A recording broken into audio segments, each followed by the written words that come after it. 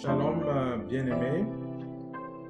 Cela fait un bon bout de temps depuis notre dernière vidéo. Et je voudrais juste nous dire d'entrée de jeu déjà que, comme prévu, les livres qui étaient en train d'être édités sont parus déjà. Vous pouvez les trouver sur Amazon. Et je pense les avoir laissés à un prix raisonnable pour que tout le monde puisse se les procurer. Je vais en passant afficher ces livres dans cette vidéo pour nous permettre de voir à quoi ils ressemblent. Mais déjà ce matin, je voudrais traiter d'un sujet qui est d'ailleurs abordé plus ou moins largement dans ces deux livres. Il s'agit du silence, le livre intitulé « Le silence des prophètes » et avec pour sous-titre « Le cri d'une église sclérosée ». Et il a un volume 1 et un volume 2. J'ai décidé de subdiviser le livre en deux volumes parce qu'en un seul volume, il aurait fait près de 600 pages, c'est beaucoup déjà, pour quelques-uns. Je l'ai donc séparé en deux pour permettre aux personnes peut-être qui ne sont pas trop adonnées à la lecture ou bien versées dans la lecture de pouvoir lire un volume à la fois. Je disais donc que je voudrais aborder un sujet très important et c'est l'un des sujets d'ailleurs qui m'a motivé à écrire ces livres, c'est au sujet des prophéties. Je ne serai peut-être pas long, peut-être parlerai-je pendant 1 heure de temps ou un peu plus, mais je voudrais m'attarder ce matin dans un seul livre de la Bible, celui de Deutéronome, et j'ose croire que cela va pouvoir nous bénir, cela va nous instruire. De mon point de vue, il est urgent que l'Église puisse comprendre un certain nombre de choses concernant les prophéties. Je ne vais pas entrer dans trop de détails à pouvoir nous fatiguer. Je vais toucher des points clés, du moins des points que je trouve clés. Parce que de nos jours, il est question de chercher à comprendre si la prophétie qui est dite par un soi-disant prophète vient de Dieu, ou bien si ce sont simplement les pensées de ce soi-disant prophète, ou bien si c'est peut-être inspiré par des démons que ce prophète parle, et à la fin, de voir aussi si c'est Dieu qui parle au travers de ce prophète. C'est important de le savoir, très important de le savoir. C'est pourquoi sans tarder, je voudrais que nous puissions, pour ceux qui ont leur Bible devant eux, que nous puissions ouvrir nos Bibles dans le livre de Deutéronome, le chapitre 18. Je vais lire quelques versets, je vais commencer à partir du verset 21, Deutéronome 18, 21. Je suis en train de faire la lecture dans la version Nouvelle Édition de Genève. C'est l'une de mes versions préférées, n'est-ce pas? Et j'y associe aussi très souvent la version de français courant et plusieurs autres versions anglaises lorsque je fais mes études. Lorsque je médite la parole de Dieu, j'aime comparer ces versions pour avoir une compréhension plus détaillée ou bien plus éclairée.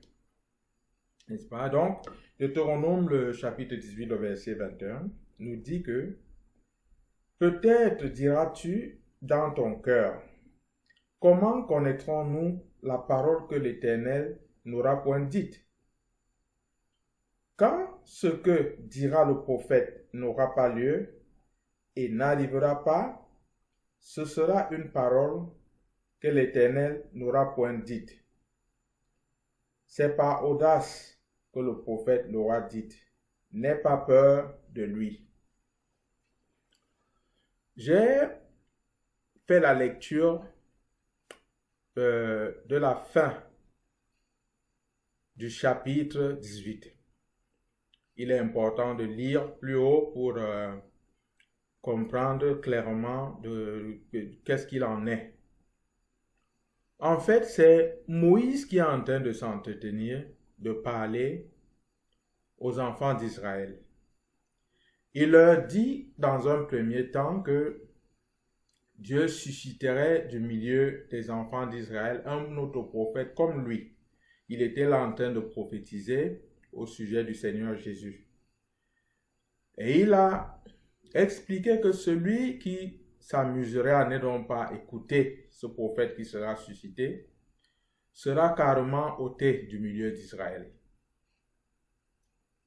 Ou bien Dieu lui demanderait des comptes, n'est-ce pas? En faisant une étude étendue sur le sujet, nous allons comprendre les deux points que je viens de mentionner, c'est-à-dire être ôté du milieu d'Israël ou bien que Dieu demande des comptes à celui qui s'amuserait de ne pas écouter ce prophète.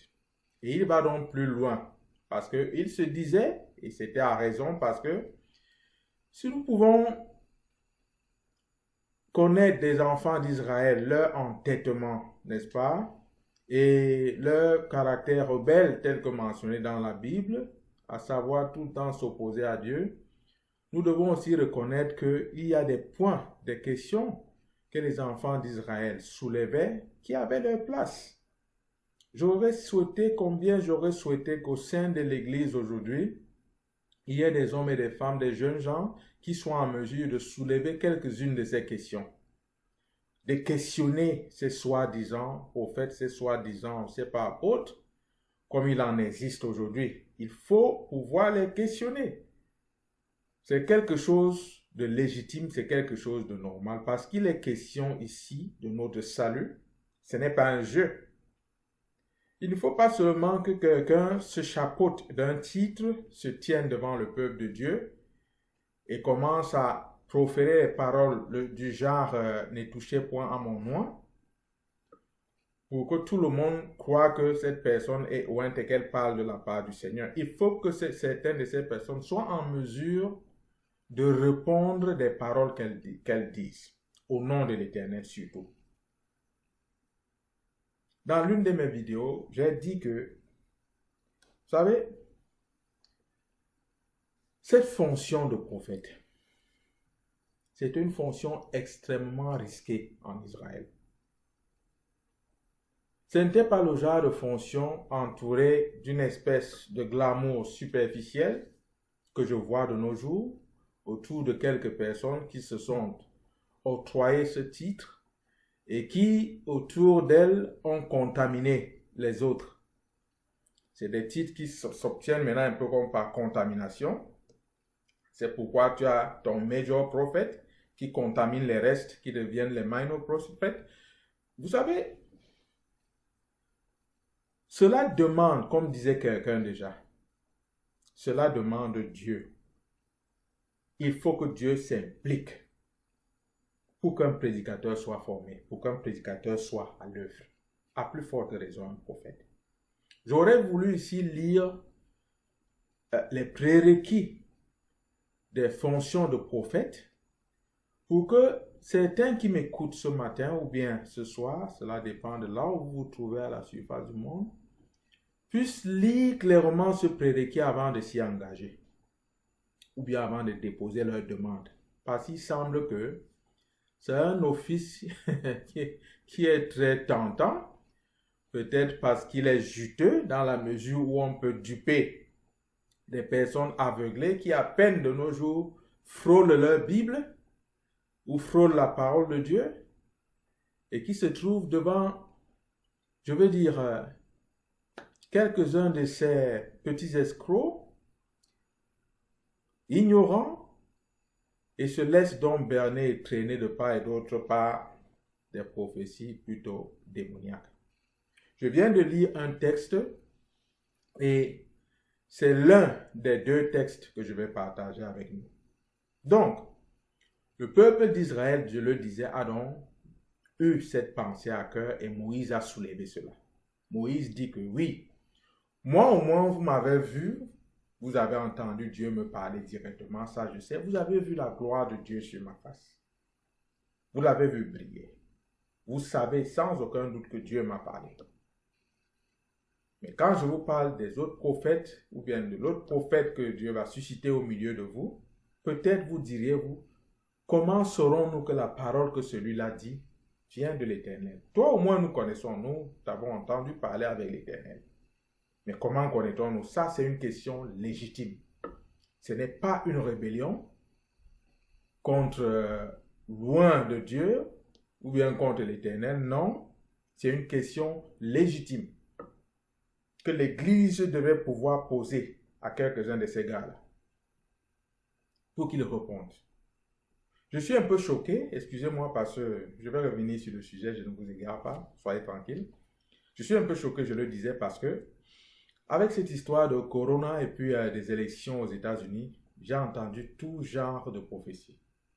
Et le point le plus énervant là-dessus, c'est qu'après que toutes ces prophéties aient échoué, j'ai vu peut-être un ou deux de ces major prophètes qui est revenu sur, je veux dire, en ligne pour pouvoir demander pardon du fait d'avoir déclaré quelque chose qui n'était pas vrai. Le reste est resté tranquille. Pour moi, c'est un signe d'orgueil. Et tel que je fonctionne, le message qui reste dans mon esprit, c'est celui que quelqu'un a prononcé en dernier lieu. Le message le plus, comment dirais-je, le plus récent, si je dois parler ainsi. Si tu as débité des conneries et des mensonges avant et que tu ne t'es pas repenti, pour moi, ça reste. Il faut que tu puisses apparaître, et surtout si tu l'as dit, comme plusieurs aiment se brandir, s'ériger, je vais dire, en ligne pour débiter ces histoires-là. Si tu l'as fait en ligne, il est hors de question que tu puisses aller te repentir dans un coin, je ne sais pas moi quoi, dans l'une de tes cellules de maison. Non, tu reviens en ligne. Parce que tu as égaré plusieurs personnes. Tu reviens en ligne comme quelques-uns l'ont fait et ça j'ai apprécié. Ceux qui l'ont fait carrément, je peux encore me fier à eux. Je peux encourager quelques-unes des brebis à pouvoir s'attacher à des tels pasteurs parce qu'ils ont montré là de l'humilité, ils ont montré qu'ils pouvaient se tromper. Le monde spirituel, la reine spirituelle, c'est quelque chose d'assez compliqué. Il faut un discernement vraiment de Dieu pour savoir que ce qui est en train d'être reçu vient vraiment de Dieu. Raison pour laquelle j'ai toujours insisté et je ne répéterai jamais assez. Voici notre guide. Notre guide, c'est la parole de Dieu. Ce qu'un prophète dit, peu m'importe, même s'il porte, c'est pas moi quoi, 7 cornes sur la tête, si cela ne s'accorde pas avec ce que j'appelle la matrice, ça c'est une matrice qui renferme toutes les autres prophéties qui sont elles aussi des matrices. Si cela n'est pas contenu ici dedans, je ne suis pas là. Donc, le peuple de Dieu a eu cette pensée de savoir que mais maintenant, si le prophète dit quelque chose, comment saurons-nous? Moïse a répondu en disant, si le prophète fait une déclaration au nom de l'Éternel, ça je vais un peu extrapoler, et qu'il se trouve que ce qu'il a dit ne s'accomplisse pas, c'est que ce n'est pas l'Éternel qui a parlé à ce prophète. Le prophète a parlé de son propre chef.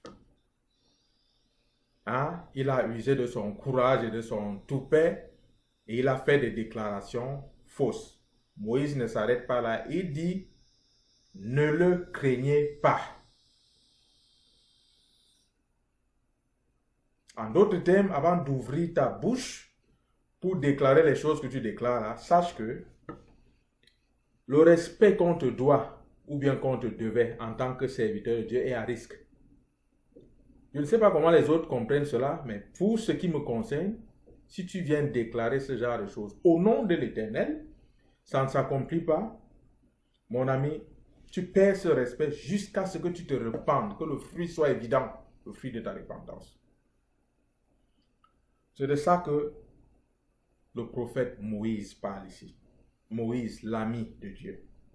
Et je pense que c'est une instruction qu'il est important que l'Église vraiment commence à, ou bien actualise et encourage ceux qui viennent dans la communauté des saints à pouvoir mettre en pratique. Dans le Nouveau Testament, voici ce qui est dit concernant les prophéties dans l'Église.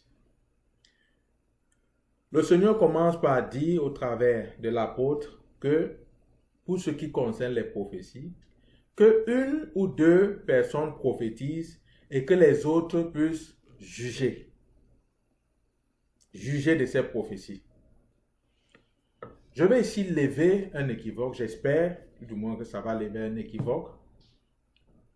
Si le Seigneur, par le Saint-Esprit, demande que les prophéties qui sont dites au sein de l'Église puissent être jugées, si on parle de juger, je suppose, et je comprends très bien, je suppose que nous comprenons tous, nous sommes nous voyons les choses de la même façon, que cela sera jugé par des personnes matures, par des personnes assises dans la parole de Dieu, par des personnes exercées dans l'art du discernement.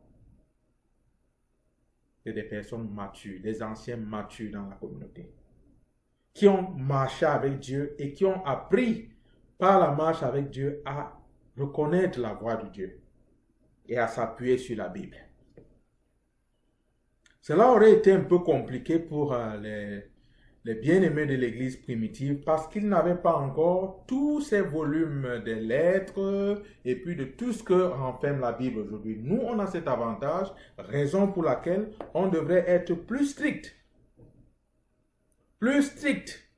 Parce que tout ce que nous disons en tant que serviteurs de Dieu, en tant que croyants en Christ, peut détruire ou bâtir la vie de quelqu'un quelque part. Tu ne sais jamais celui qui t'écoute. Tu ne sais jamais à quel niveau il était déjà quant à sa décision de suivre Jésus ou de ne plus le suivre du tout. Donc prenons garde à ce que nous disons au nom de l'Éternel. Bien-aimé, aie le courage quelquefois de dire que selon ta façon de voir, selon ta façon d'analyser, tu penses que. Là, on saura que c'est ta pensée. Mais se tenir et dire que le Saint-Esprit m'a dit, bien-aimé, il faut s'assurer qu'il t'a vraiment dit. Sinon, si c'est pour le show là, comme c'est de coutume de nos jours, je ne sais pas qui est-ce qu'on essaie d'impressionner. Nous jouons avec le feu. Et s'il fallait parler comme des personnes qui n'ont pas d'espérance, je dirais que l'heure n'est pas à jouer avec le feu. Le Seigneur est proche. Même les païens le voient. Même les païens le disent. Ils savent qu'il y a quelque chose, il y a une ambiance dans l'air qui n'est pas tout à fait normale. Le Seigneur est proche. Il ne faut pas que le mystère de l'iniquité, en se mettant à agir, que ce soit sur toi, en tant que croyant, que ce mystère se mette à agir. Non, tu peux être différent, bien-aimé. Pourquoi est-ce que je parle ainsi? Vous savez, nous avons l'habitude de condamner vivement Judas. Mais je voudrais dire quelque chose qui va peut-être heurter la conscience de quelques personnes ce matin. Les prophéties n'avaient pas déclaré spécifiquement le nom de Judas. De Judas Iscariote, je voudrais dire. Mais les prophéties au moins avaient fait reconnaître clairement que le Seigneur Jésus devait être trahi par l'un de ses amis. Le Seigneur, les prophéties avaient donné spécifiquement la somme d'argent qui devait être acquise et à quoi cette somme devait être destinée. Après les remords de celui qui aurait trahi le Seigneur. Mais les prophéties n'avaient pas donné spécifiquement le nom de Judas Iscariote. Où est-ce que je vais avec ceci? Je suis en train de dire que chaque disciple de Jésus, chaque ami de Jésus, pouvait être un potentiel trahisseur ou traître. Ils étaient tous des potentiels traîtres.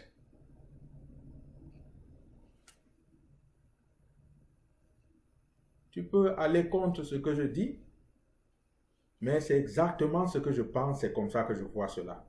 Mais qu'est-ce qui s'est passé avec Judas? Lisez attentivement le livre de Jean, le chapitre 13. Je crois que vous allez comprendre où est-ce que je vais avec ça. Commencez au premier verset. Vous allez vous rendre compte que dès les premiers versets, avant que Jésus ne se mette à laver les pieds des disciples, on dit que Satan avait déjà mis dans le cœur de Judas. Et après qu'il ait fini de laver les pieds, et quand Jésus a finalement trempé le pain qu'il a donné à Judas, la Bible continue en disant que Satan est entré dans Judas. Il a investi Judas Iscariote. Ces deux étapes, je le crois, parmi une multitude d'étapes. Mais avant cela, chacun des disciples était un potentiel traître. Pourquoi est-ce que je parle ainsi? Satan ne connaissait pas spécifiquement qui était le traître. Il fallait mettre tous ceux qui étaient autour de Jésus-Christ à risque de pouvoir trahir leur maître. Mais il a trouvé un terrain fertile. Judas tenait la bourse et de temps en temps, il volait l'argent qui s'y trouvait. C'est comme ça que petit à petit, son cœur s'est corrompu au point où il est devenu, cet élément, il s'est qualifié comme traître. Je crains qu'aujourd'hui, plusieurs évêques et plusieurs chefs de ministère, là, du fait de s'agripper au sou, à l'argent, ça veut dire, voilà ce que je pense. Lorsque l'homme est évêque, la femme est trésorière. C'est comme ça qu'on s'agrippe au sou. Je crains que l'affaire de Judas, là, vous ne puissiez vous qualifier à la traîtrise. Les traîtres de l'alliance. Je crains que cela ne vous arrive. Bien-aimés, cela a commencé petit à petit. Ce que j'essaie de dire, c'est que vous pouvez commencer à fabriquer ces prophéties petit à petit et impressionner X, impressionner Y. Mais sachez que vous allez atteindre une phase où Satan va pouvoir mettre finalement sa semence dans votre cœur. Et si vous persistez dans cette voie, vous allez atteindre le niveau où le moment venu quand vous serez dénoncé même par le Seigneur lui-même comme étant le traître, parce que pour ce qui concerne le Seigneur Jésus-Christ et Judas, il a répondu à Jean quand Jean lui a dit, Maître, qui est celui qui va te trahir? Il a dit qu'il faut donc simplement regarder celui à qui je vais donner le pain trempé, là, sache que c'est lui. Quand il a parlé ainsi, Satan a compris, il a entendu, il a su, donc il n'attendait que le moment favorable. Dès que Jésus a finalement trempé le pain, Satan a ouvert les yeux, il dit à qui est-ce qu'il va donner? À qui est-ce qu'il va donner? Dès qu'il a donné à Judas, paf, il est entré. Il est entré immédiatement. Mais au départ, il n'avait aucune idée. Il ne savait pas qui c'était. Parce que savez-vous, voyez-vous, Satan n'est pas omniscient. Oh, les gens vont me dire que, mais comment est-ce que Franck peut parler ainsi, que Jésus soit réuni avec ses disciples et que Satan soit au milieu d'eux pour voir à qui est-ce qu'il va donner le pain, le morceau de pain trempé? Écoutez très bien. Peut-être n'avez-vous pas bien lu le livre de Job. La Bible dit que les fils de Dieu sont venus dans la présence de Dieu, dans les cieux. Ils venaient, je ne sais pas moi quoi, peut-être converser avec leur papa. Satan aussi est venu. Relisez Job, le livre de Job. Satan aussi est venu. Et cela n'a même pas semblé déranger Dieu. La même chose, Satan était présent ce jour-là à la scène, n'est-ce pas? Ce repas, pendant qu'il mangeait, cela n'a pas dérangé Jésus. Ça le dérange pourquoi? Vous avez déjà vu un roi qui est sûr de lui et les gens gesticulent, là il se dérange pourquoi? Le Seigneur Jésus est roi, inamovible. Ça n'a pas dérangé. En fait, pour l'histoire de Job, dès que le Seigneur, notre Dieu, a fini de s'entretenir avec ses enfants, ce qu'il avait à leur dire. Il s'est donc retourné vers Satan et dit que, mais comment? Qu'est-ce que tu viens même faire ici? Hein? D'où viens-tu? Le gars lui dit qu'il était allé se promener ça et là, à la surface de la terre et tout ça. Ben, je vous épargne cette histoire. C'est une très bonne histoire, vous pouvez aller la lire. Hein? Un peu de cran. Allez lire ce livre. Ok? Mais je vais revenir à notre histoire. Donc vous nourrissez une fausse prophétie après l'autre, et après l'autre, et après l'autre, jusqu'à ce que la semence finalement de Satan s'installe. Vous avez commencé à prophétiser par votre tête, en exerçant votre courage, en osant simplement, comme le dit le livre de Deutéronome que nous venons de lire. Il dit, c'est par audace que le prophète l'aura dit. N'aie pas peur de lui, par audace. Mais vous allez atteindre le niveau maintenant où ce ne sera plus par audace. Lorsque Satan aura mis sa semence dans votre cœur, vous allez maintenant prophétiser par des esprits malsains, des esprits impurs. Comme ces esprits mentionnés dans le livre de l'Apocalypse. N'est-ce pas? Des esprits de mensonges qui ressemblent à des grenouilles. Hein? Vous allez commencer à prophétiser parce que comme plusieurs là, prophétisent par cet esprit-là. Qui croyez-vous impressionner avec ces choses? Bien aimé, c'est pourquoi j'encourage les enfants de Dieu, j'encourage les saints à être investis dans la parole. Faites des efforts. Un chapitre, même par jour. Donnons-nous à la parole de Dieu. Vous voyez, je le parle et je suis un peu coupable de ça aussi, d'une certaine manière. Nous pouvons passer des heures sur notre téléphone, mais nous passons très peu de temps dans la parole de Dieu. Je passe peut-être 2-3 heures, mais je trouve que c'est très insuffisant. J'aimerais faire plus. Passer du temps dans la parole de Dieu. Pour ne pas se faire prendre dans les pièges comme ceux-ci. Donc, Moïse a donné 2 indices pour reconnaître les fausses prophéties. Je viens de citer, de faire mention de l'une de ces indices. C'est que ce que le prophète a dit ne s'est pas accompli. Là, on sait que le prophète a parlé par audace. Et ce genre de prophète ne les craignait pas. Aucune crainte. Même s'il met seulement un CD en train de dire que ne touche pas à loin de l'Éternel, ne touche pas les balivernes de ce genre. En fait, ce que j'aimerais nous encourager à demander à certaines de ces personnes, lorsqu'ils parlent de l'esprit m'a dit, demandez-leur quel est l'esprit qui leur a dit. Parce que même Satan, c'est un esprit. Quand ils disent que le Seigneur m'a dit, posez-leur la question, tu parles de quel Seigneur? Parce qu'il est hors de question que le Seigneur dise quelque chose qui soit contradictoire à ce qu'il a donné comme guide à toute l'Église. Il est hors de question.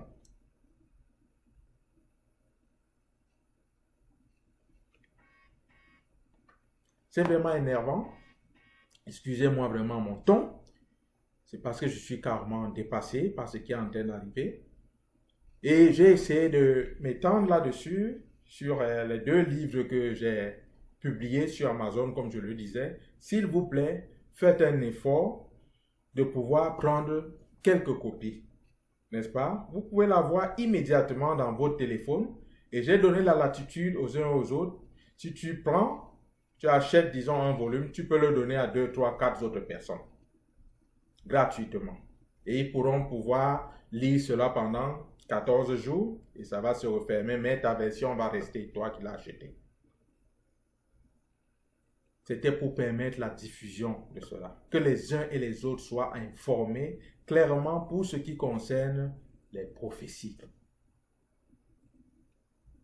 Il n'y a plus une prophétie nouvelle que quelqu'un viendrait dire en dehors de ce qui est dit dans la Bible. Du moins pour ce qui concerne la vie de l'Église. Tout est là. Tout est là. Deuxième indication, je vais aller rapidement. Cela se trouve toujours dans Deutéronome, mais c'est le chapitre 13. Je vais faire la lecture. À partir du verset 1. S'il s'élève au milieu de toi un prophète ou un songeur qui t'annonce un signe ou un prodige, et qu'il y ait accomplissement du signe ou du prodige dont il t'a parlé en disant, allons après d'autres dieux, des dieux que tu ne connais point, et servons-les. Tu n'écouteras pas les paroles de ce prophète ou de ce songeur, car c'est l'Éternel votre Dieu qui vous met à l'épreuve pour savoir si vous aimez l'Éternel votre Dieu de tout votre cœur et toute votre âme. Vous irez après l'Éternel votre Dieu et vous le craindrez. Vous observerez ses commandements, vous obéirez à sa voix, vous le servirez et vous vous attacherez à lui. Ce prophète ou ce songeur sera puni de mort, car il a parlé de révolte contre l'Éternel, votre Dieu, qui vous a fait sortir du pays d'Égypte et vous a délivré de la maison de servitude, et il a voulu te détourner de la voie dans laquelle l'Éternel ton Dieu t'a ordonné de marcher. Tu ôteras ainsi le mal du milieu de toi. Ça, c'est jusqu'au verset 5. Le premier indice nous faisait comprendre que ce que le prophète a dit ne s'est pas accompli. Le deuxième indice nous dit que ce que le prophète ou le songeur a dit s'est accompli. Mais l'accomplissement de ce qu'il a dit était attaché à quelque chose d'autre. Ce que le songeur ou le prophète en question, après avoir débité ses prophéties, t'encourageait plutôt à suivre d'autres dieux. Il ne t'encourageait pas à suivre l'Éternel. Oh, quand je parle ici, quelqu'un va se dire, ah non, non, non, ça on m'a déjà encouragé à suivre d'autres dieux. Je vais nommer certains de ces dieux et tu verras. Tu vas réussir, tes yeux vont s'ouvrir. Devant quelques-uns de ces prophètes, tu sauras que tu as risqué, tu as failli. Peut-être même que tu as donné déjà à quelques-uns de ces gars. En donnant à ces gars-là, sache que tu as investi sur un hôtel étranger. Tu peux te repentir de ça. C'est vexant, c'est choquant pour quelques-uns, mais l'autel sur lequel chaque enfant de Dieu doit porter son offrande, c'est l'autel de l'Éternel. Il n'y a pas deux façons de dire cela. Si tu t'es trompé, il faut te repentir. Quelques-uns de ces dieux-là s'appellent Mammon. Mammon, cela veut dire le Dieu qui motive et encourage l'amour de l'argent.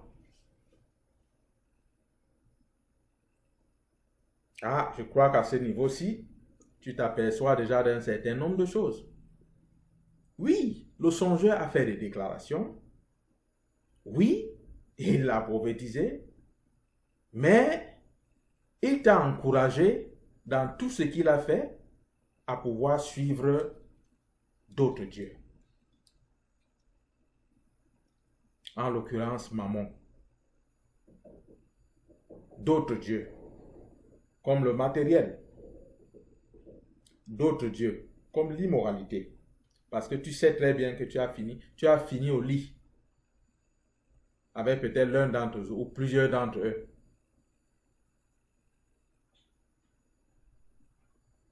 Le matériel, l'immoralité, Mammon, il y en a plusieurs.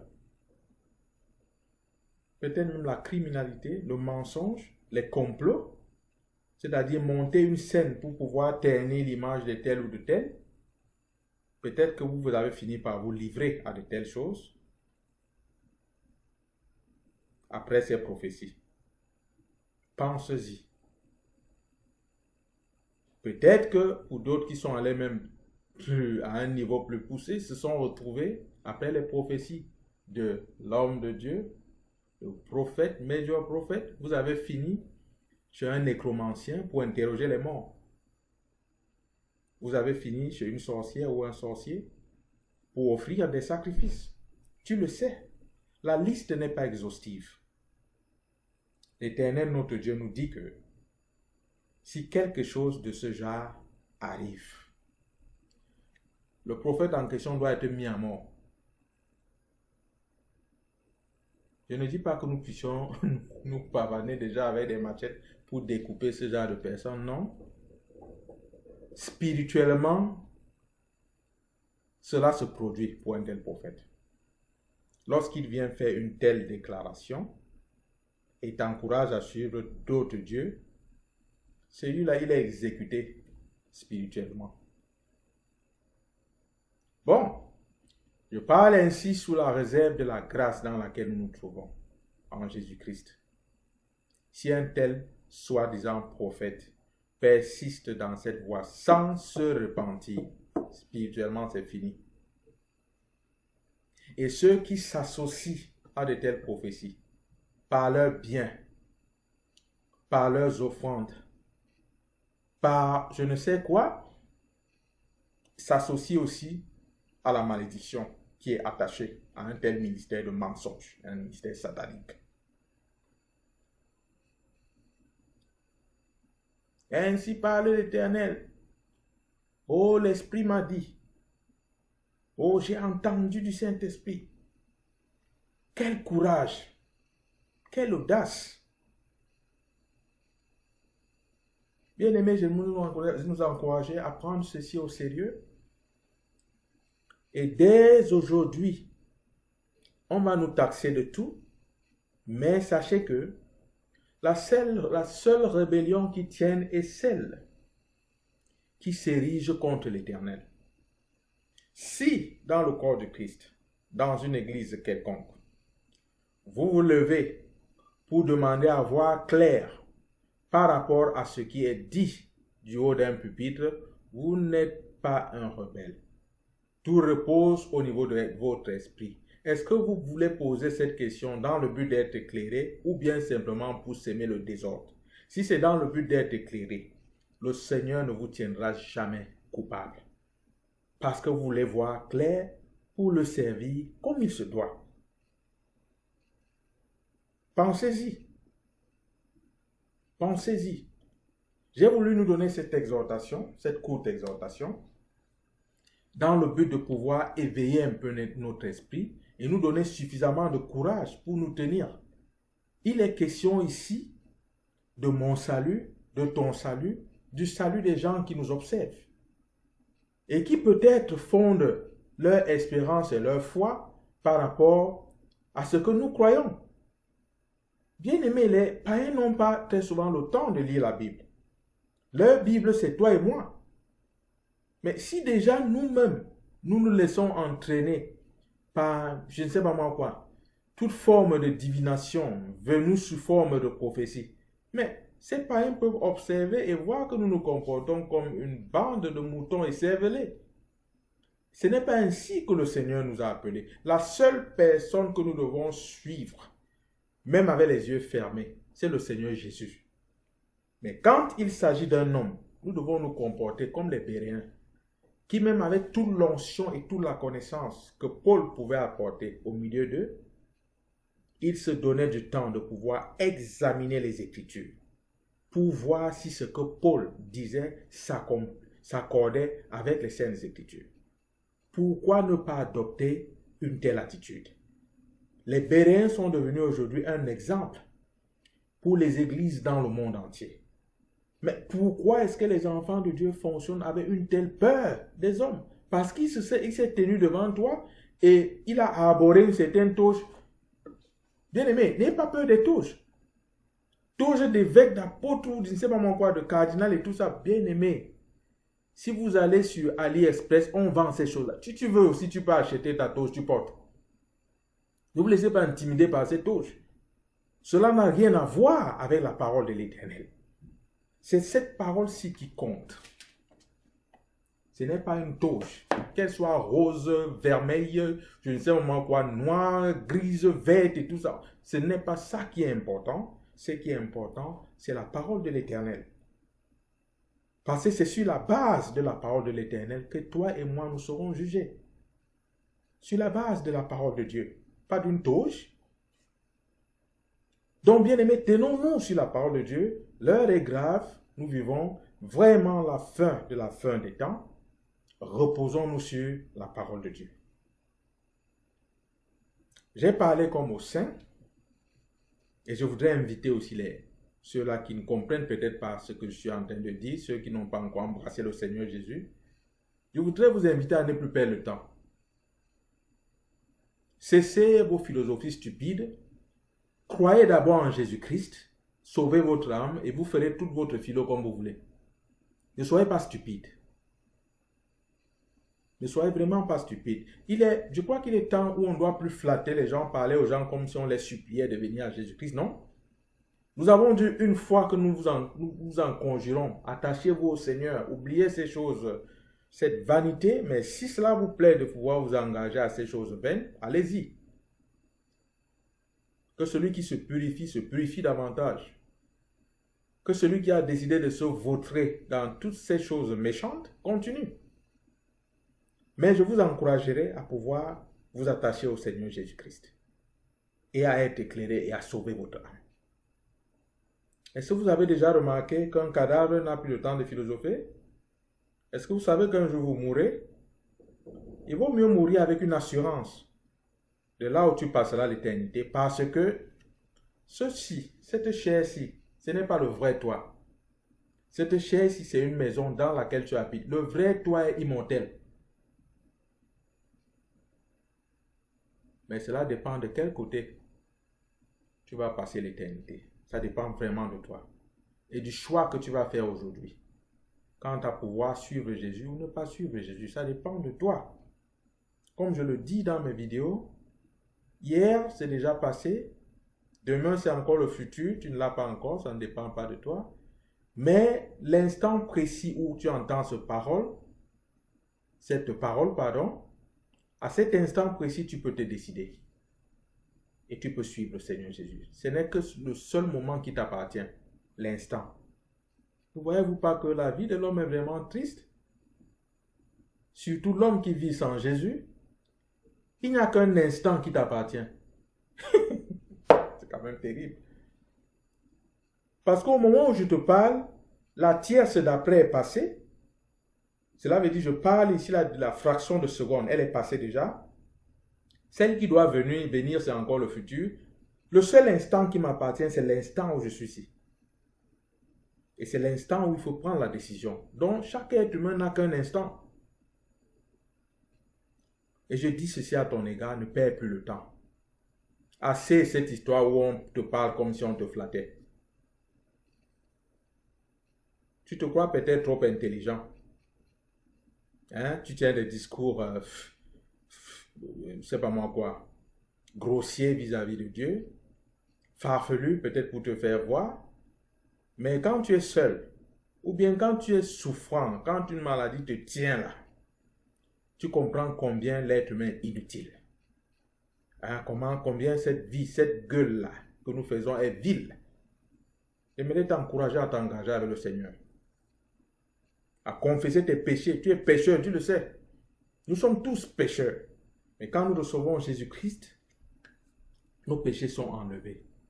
Il nous donne sa justice. C'est pourquoi nous nous vantons en Christ. Vous savez quoi? Chaque fois que ces scientifiques, certains de ces scientifiques mal affermis et certaines de ces personnes qui se disent athées, n'est-ce pas, racontent des conneries, ça affermit davantage ma foi parce que Jésus m'a annoncé cela à l'avance. Ça affermit ma foi. Vous ne savez pas combien, vous qui pensiez jeter de l'opprobre sur le chrétien, vous ne savez pas combien vous avez fortifié ma foi. Merci. Je suis plus fort aujourd'hui qu'hier parce que Jésus-Christ m'a fermé. Et parce que ce que vous dites confirme ce qu'il a dit. Et ça m'a fermé davantage. Ça me donne le zèle et le courage d'avancer, la détermination de pousser plus loin et de pouvoir te parler comme je te parle ce matin. Ce n'est point de façon arrogante, je te lance simplement un appel et je suis loin de te flatter, je ne flatte personne. Si tu veux t'engager, engage-toi, si tu ne veux pas, laisse. N'est-ce pas que tu as l'habitude de dire que ta vie t'appartient? Ah ben, gère-la. Je ne sais pas d'où ce que tu l'as acheté pour qu'elle t'appartienne, mais gère-la. N'est-ce pas? Ok. Je voudrais finir sur ce timbre-ci. Lancer un vibrant appel à tous ceux qui se disent chrétiens. L'heure n'est plus à jouer aux congrégations. Oh, je suis de l'église de telle. Oh, je suis de l'église de telle. Attention. Nous sommes en train de vivre les derniers des derniers temps où la moisson qui est restée doit entrer, je vais dire, dans la bergerie. Afin que nous formions tous un seul troupeau avec un berger au-dessus de nous, c'est-à-dire le Seigneur Jésus-Christ. Tu as des ressources. Je ne sais pas à quoi vont te servir ces ressources-là lorsque les choses seront tournées comme à l'envers. Parce que c'est en train d'arriver. C'est le temps maintenant de pouvoir investir dans les œuvres missionnaires. Adopte un missionnaire, adopte une famille missionnaire pour voir ses besoins. Ces personnes, ces frères qui sont en ligne de front et qui sont en train de pousser l'évangile vers des contrées où l'évangile a très peu influencé les gens. Ou bien dans des pays où l'évangile n'avance pas, il est temps pour toi de pouvoir adopter une famille là-bas. Décider de pouvoir leur donner quelque chose par mois. Ça peut ne pas être beaucoup pour toi, mais je t'assure que cela peut aider des familles tout entières. Ça peut être du matériel d'évangélisation, ça peut être de l'argent, décider de soutenir une famille, soutenir leurs enfants de ces missionnaires. Quelques-uns n'arrivent pas à avoir 2 repas par jour. Certains ont un repas après chaque 3 jours. C'est difficile. Décide-toi, il faut. Tu n'as pas besoin que ces gens-là soient dans ton église, entre guillemets, ta communauté. L'église, c'est l'église du Seigneur. Adopte ces bien-aimés dont tu te rends compte qu'ils sont dans les champs pour pousser l'évangile. Adopte une personne. Soutiens-la. Encourage-la. Par tes biens. Au lieu de te remplir la bedaine et de t'enfler comme je sais pas moi quoi, les ballons de Michelin là, tu vas bientôt exploser un jour. Utilise une partie et soutiens le missionnaire. Je voudrais bien aimer t'encourager. Si tu agis ainsi, tu fais bien. Je te parle ainsi en tant que frère parce que nous sommes tous là dehors pour les affaires du royaume de notre Père. Que le Seigneur bénisse ta décision. Shalom.